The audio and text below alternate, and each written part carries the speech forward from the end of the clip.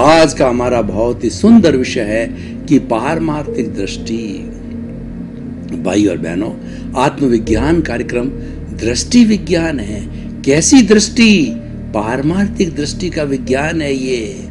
दृष्टि जैसी दृष्टि वैसी सृष्टि। नजर बदलो नजरिया बदलेगा, और दशा बदलो दिशा बदलो दशा बदलेगी। हमें परिवर्तन करना, हमें कुछ नहीं करना है, हमारी रॉन्ग डायरेक्शन को सही करना है। हम यहाँ से दिल्ली जाना चाहते हैं, लेकिन भूलवश, प्रमादवश, अज्ञानवश हम बॉम्बे जाने वाली ट्रेन के अंदर बैठ गए, तो वह ट्रेन हमें बॉम्बे ले जाएगी। लेकिन कोई भला आदमी आया और उसने कहा कि आप गलत ट्रेन में बैठ गए हो। हम तुरंत नीचे उठ गए और उतर गए, और उतर करके और जो समय बाकी था तो दिल्ली जाने वाली जो ट्रेन है मंडोर एक्सप्रेस में बैठे, और हम समय पर दिल्ली पहुंच जाएंगे। हमने करेक्शन दिया। हम पहले अज्ञान में थे, हमको कोई भी भला आदमी मिला, उसके करेक्शन से ज्ञान मिला, और ज्ञान की प्राप्ति से जो है हम अपने गंतव्य पर पहुंचे। यह तो एक व्यवहार जगत का उदाहरण था, लेकिन मैं आपको जिस जो पारलौकिक जगत की आज बात करना चाह रहा हूं, वो है हमारी पारमार्थिक दृष्टि।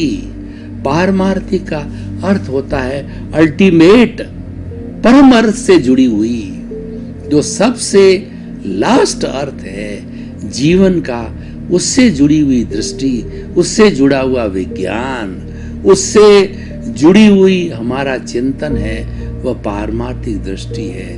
वह पारमार्थिक दृष्टि क्या है?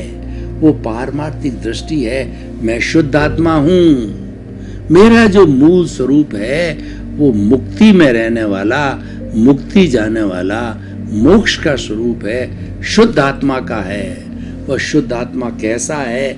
वो जानने वाला है, देखने वाला है, वह अशरीरी है, वह अनंत ज्ञान वाला है, वह अनंत दर्शन वाला है, वह अनंत शक्ति वाला है, वह अनंत सुख का धाम है, और वह मन वचन काया से मुक्त ऐसा मैं शुद्ध आत्मा हूँ, और मैं टंकोत्कीर्ण हूँ, मैं अव्याबाद हूँ, और जो है स्थूल संयोग, सूक्ष्म संयोग, वाणी के संयोग सब पर हैं, पराधीन हैं। ये पर पदार्थ है, स्व पदार्थ मेरी शुद्ध आत्मा है। अवस्था मात्र कुदरती रचना है, जिसका कोई बाप भी रचने वाला नहीं है। वह व्यवस्थित है, मन वचन काया तथा उससे जुड़ी हुई हर अवस्था वह कुदरती रचना है, और वो जड़ है, वो नाशवान है, और वो पिछले जन्मों का जो रिएक्शन है वो आपको करना ही पड़ेगा, भुगतना ही पड़ेगा। वो आपका हिसाब है। ये शरीर जो मिला है पूर्व जन्म के कर्मों के लिए, के भुगतान के लिए मिला है। ये सारी हमारी पारमार्थिक दृष्टि है। यानी जितना जितना हम स्वभाव में रमण करते हैं, जितना जितना हम आत्मा के गुणों की भजना करते हैं, आत्मा के गुण अनंत है, वह तो अनंत ज्ञान वाला है, उसके पास में ज्ञान की कोई कमी नहीं, एंडलेस नॉलेज है उसके अंदर, और अनंत जो है दर्शन यानी श्रद्धा वाला है, यही भगवान बनने वाला है, और ये सब में विराजमान है। अल्टीमेट ट्रुथ क्या है? पारमार्थिक दृष्टि क्या है? कि 84 लाख जीवायुनि प्राणियों के भीतर विराजमान शुद्ध आत्मा भगवान को निर्दोष दृष्टि से दर्शन कर उसको नमन करता हूँ। क्या नमन करता हूँ? चूहा हो, ये व्यवहार में कोई न समझे। पारमार्थिक दृष्टि को समझना बहुत मुश्किल है कि चूहा हो, बिल्ली हो, गाय हो, भैंस हो, कीड़ा हो, मकोड़ा हो, राम हो, कृष्ण हो, महावीर हो, 24 तीर्थंकर हो, आप हो, मैं हो, सब में वही शुद्ध आत्मा विराजमान है।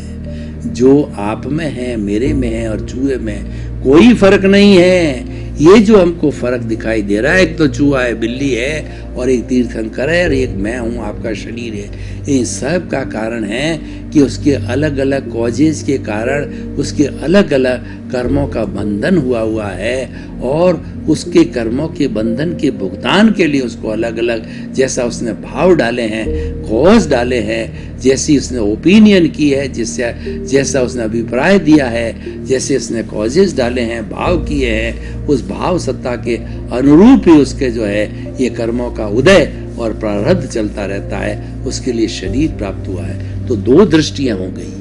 एक हमारे पास में होगी पारमार्थिक दृष्टि, जो आज हमारा विषय है, वो विशुद्ध दृष्टि है, लेकिन वो विशुद्धता की अवस्था बिना शरीर के नहीं रह सकती, उसको मात्र अनुभव किया जा सकता है। आप मुझे कहो कि अपनी आत्मा को हथेली पर दिखाओ, मैं नहीं दिखा सकता, लेकिन जैसे एक तिल में से तेल निकलता है, जैसे एक अग्नि, एक लकड़ी को जलाया जाए तो उसमें से अग्नि निकलती है, उसी तरीके से ये उसके भीतर समाहित है। हमारे भीतर के अंदर तिल और तेल की तरह, लकड़ी और आग की तरह जो है, यह आत्मा हमारे भीतर में विराजमान है।